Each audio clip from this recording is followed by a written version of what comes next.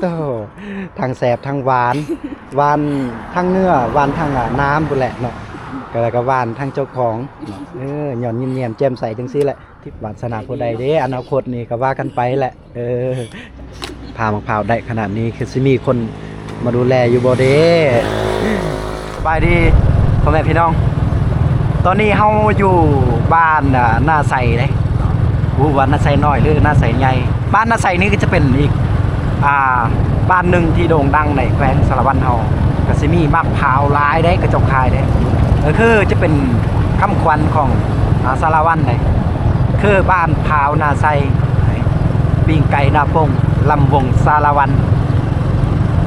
เดือนซานบ้านแปนกะนี่แหละตามทางนี่เลยคนเห็นเลยโอ้ยว่าสิหาดื่มสิหากินจากจอกนึงมะพร้าวนี่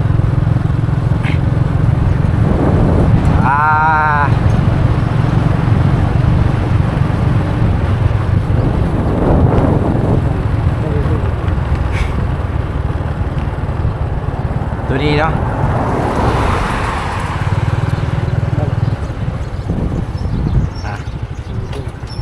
กระเลื่อนทีกินมะพร้าวก่อน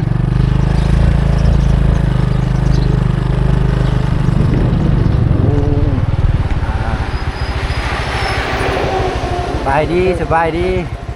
ขายจังได้มะพร้าวเอานี่มาแวกกินมะพร้าวก่อนทุกคน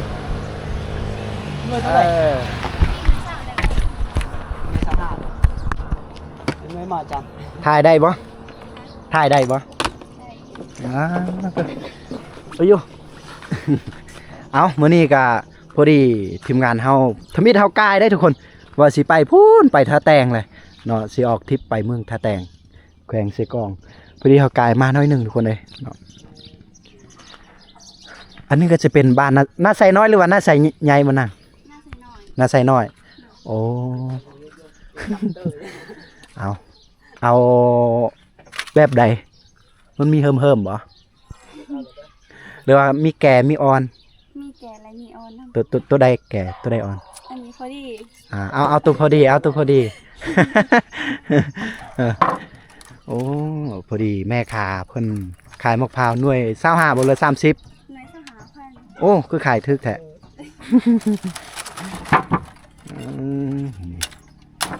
แม่ค้าใจดีได้ทุกคนผู้ใดไกลไปไกลมาบ้านหน้าไซเมืองสารวันแขวงสารวันเฮาก็อย่าลืมมาแวะอุดหนุนเพิ่นเด้อพอดีนั่งอยู่นี่ได้เนาะกินอยู่นี่อ๋อสินั่งกินอยู่หาดน้องสาวว่าซั่นนี่อันนี้จะเป็นเฮือนแม่บ่อยู่กองตารางเฮือนแม่บ่โอ้อันนี้ก็คือหมู่บ้านหน้าไซเด้นี่หน้าไซน้อยทุกคนจะมีหน้าไซน้อยหน้าไซใหญ่หน้าไซใหญ่ก็มีมะพร้าวคือกันบ่มีแต่มะแตงอ๋อถ้าอยากกินมะพร้าวต้องแว่บ้านหน้าไซน้อยเนาะเอามีครอบมีครัวบ่เฮามีครอบมีครัวยังโสดอยู่ยังเฮียนอยู่เฮียนอยู่ห้องใดแล้วล่ะม.6 เลยโอ้ปีนี้ม.6 หรือปีหน้าม.6ปีนี้โอ้ปีนี้จบแล้วสิเหียนต่ออีกมะพร้าวก็งามเนาะคนพาก็งามเนาะ แต่ละมื้อก็ขายดีอยู่บ่นางพอได้ขายอยู่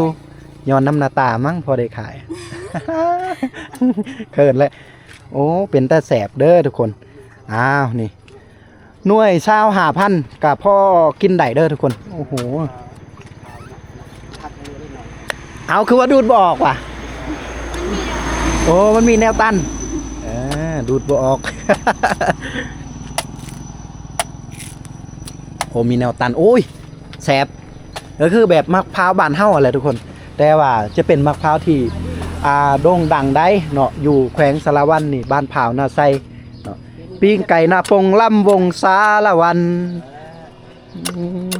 ก็จะมีเครื่องประเภทขนมบ่น้ำไอ้ยังต่างๆเพิ่นมาขายได้เบาหมดก็เคยอยู่นี่ได้2 ปีได้อยู่ในบ้านเอาแล้วมาเลย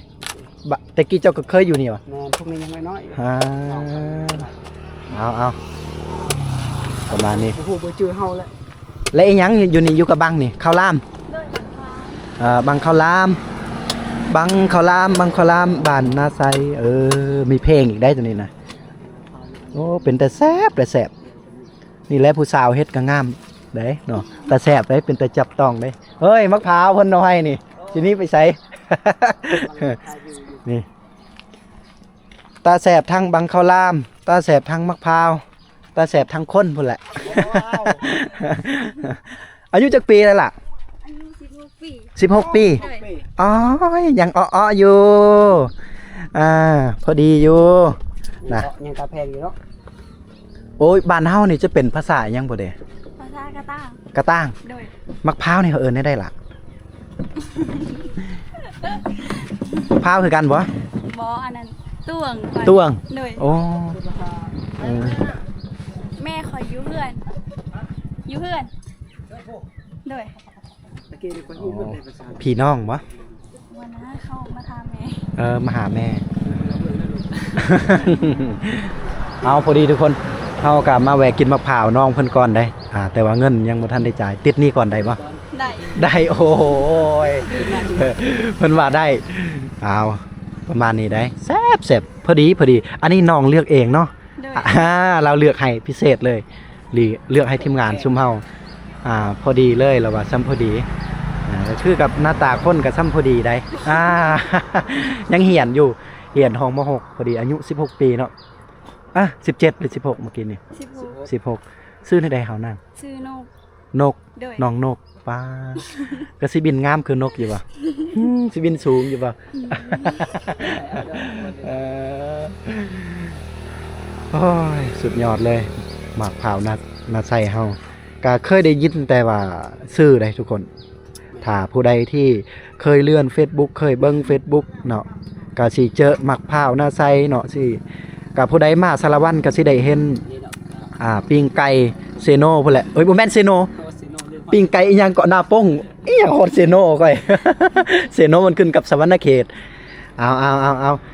วันนี้สุดก่อนเทื่อก่อนนี่ไอ้เห็นบ้าวแม็กมาเนาะเลาะตลาดตะลี่ลาวก็บ่ได้มาแหวะบักห่านจ้ะวะเราซื้ออยู่พุ่นเนาะเราไปเลยเนาะ อยู่ค่ะชื่อ ถ้าเราแวะอยู่นี่คือสีแจ่มเลยเนาะเบาแม็กนี่ซองดังได้เนาะซองใหญ่เติบแล้วคนฮู้จักกันหลายในลาวเฮา ผมก็ดังแล้ว โอ้นี่แหละเอาลงย้อนน้ำนองนี่แหละดังน้ำนองเพิ่นนี่แหละเอาลงจังหน่อยก็คนกด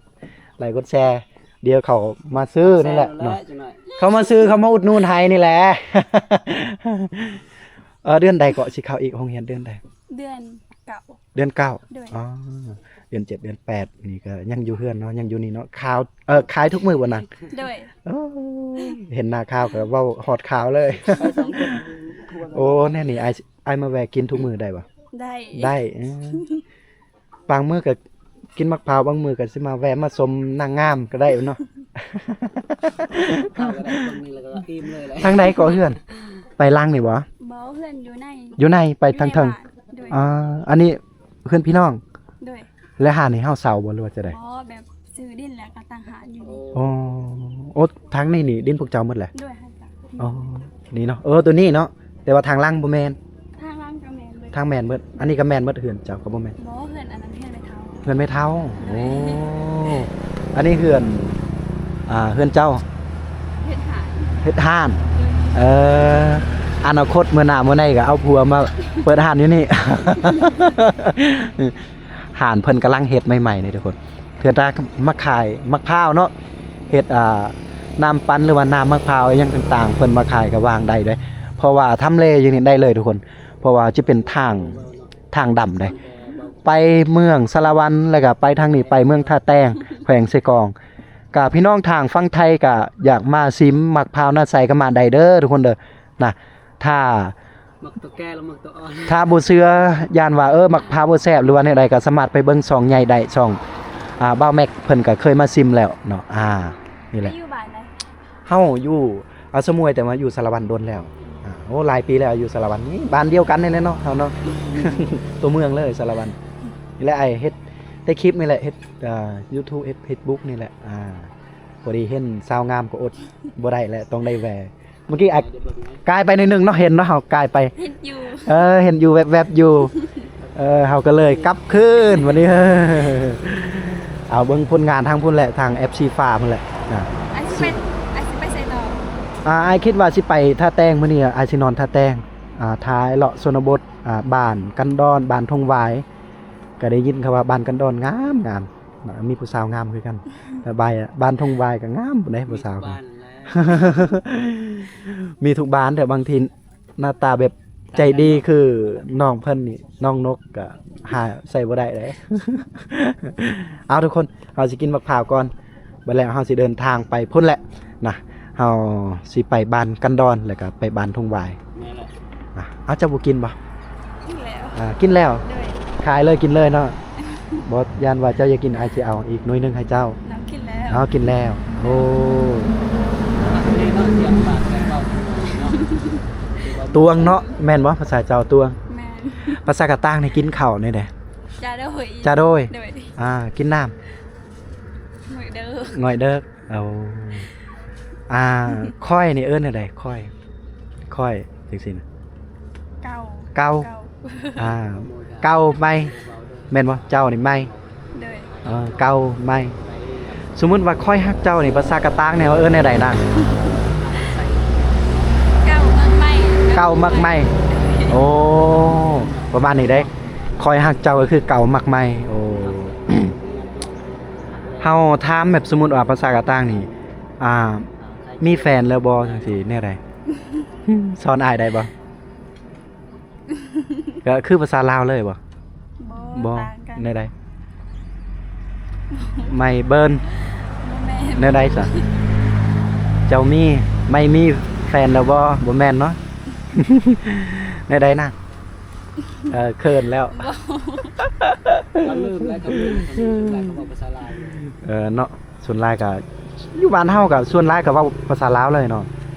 แม่นบ่อยู่น่ะใส่หรือว่าเว้าแต่ภาษาเฮาก็มี บางทีกับภาษาลาวแล้วก็ภาษากะตาง ภาษากะต่างนำ ด้วย อ๋อประมาณจากภาษาอยู่บ้านเฮานี่นะภาษาตะโอยก็มีบ่อยู่นั่นใช่ บ่มีแต่ภาษากะตาง ที่มีแต่ภาษากะต่างเลย แล้วก็ภาษาประมาณเมื่อสำนัก ภาษาลาวกลางเนาะก็คือลาวลุ่ม มาใส่คือกันบ่ ด้วยคือกัน โอ้เอาประมาณนี้แหละทุกคนเลยเอากินมะพร้าวก่อนจะได้บ่แล้วได้เนาะน้องเพิ่น ยิ้มแย้มแจ่มใสนี่ลืมกินมะพร้าวเลยทุกคนเอาแล้ววันนี้เฮาจะกินในเห็นได้ล่ะ ผ่าเอา ผ่าเอาเนาะ ด้วย เฮาต้องกินน้ำให้มันหมดก่อนประมาณนี้ได้เกือบแล้วครึ่งหนึงแล้วทุกคนเฮากินหมดแล้วบ่จอน ยัง เมาเลยเจ้าเมาหันเลย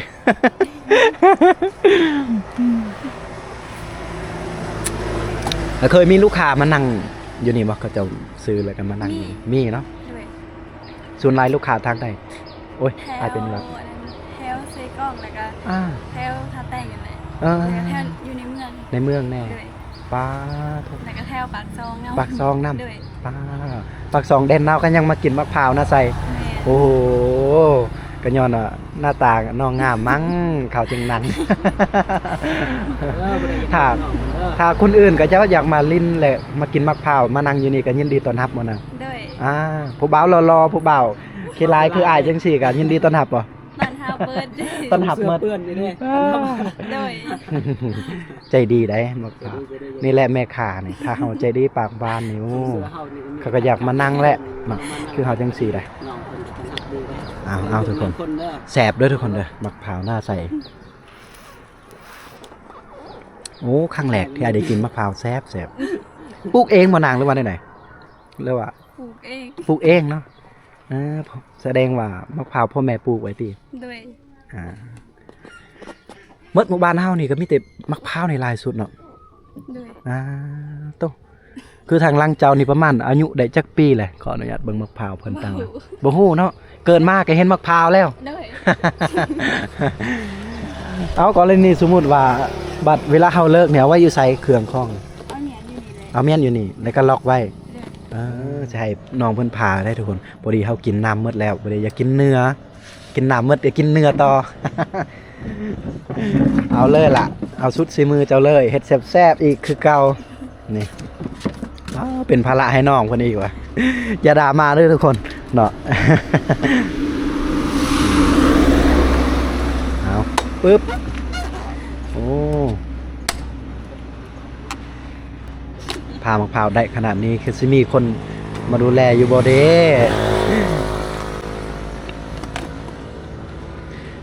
สถานะน้องนกเพิ่นก็ยังโสดอยู่ได้ทุกคนโอ้ยเนื้อนี่ปาติโตนี่หวานเจี๊ยบแซ่บแซ่บนี่โอ้ขอบใจเนาะนี่ขูดเลยบัดนี้เฮามีบวงได้บัดนี้ทุกคนเพิ่นก็มีบวงจะเตรียมเป็นที่เรียบร้อยไว้แล้วอยู่นี่หวานเจี๊ยบ เอาเลย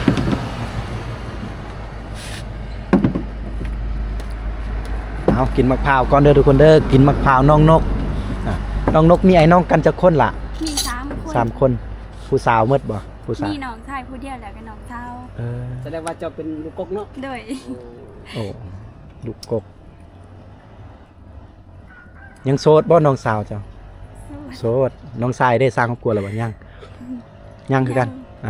โอ้เราหากอายุ16 ปีน้องสาวน้องชายกันน่าจะเป็น14บ่ แม่นประมาณนั้น เรา15นี่แหละ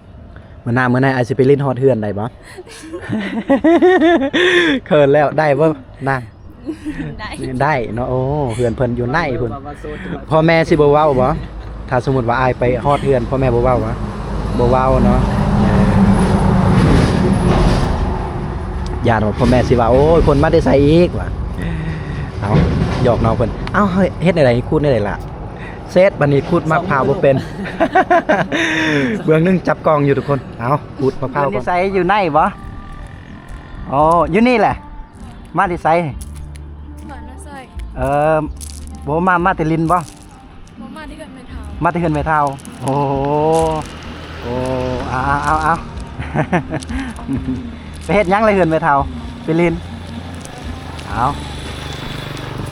ผู้สาวบ้านน่าใสงามเด้เอาบ้านนี้เฮากินมะพร้าวเป็นที่เรียบร้อยได้สีมือน้องนกโตทางแสบทางหวานทางเนื้อหวานทางน้ำพุ่นแหละเนาะก็แล้วก็หวานทางเจ้าของหย่อนยิ้มแย้มแจ่มใสจังซี่แหละทีมงานเฮาก็เลยยักแว่ คิดว่าเทื่อหน้าไปเทื่อหน้าก็สีบ่ไกลไปไกลมาหาน้องเพิ่นแหละ สีมาแวะมาอุดหนุนซื้อช่วยเพิ่นแหละสื่อน้องนกอยู่บ้านนาไซน้อยเมืองสารวัตรแขวงสารวัตร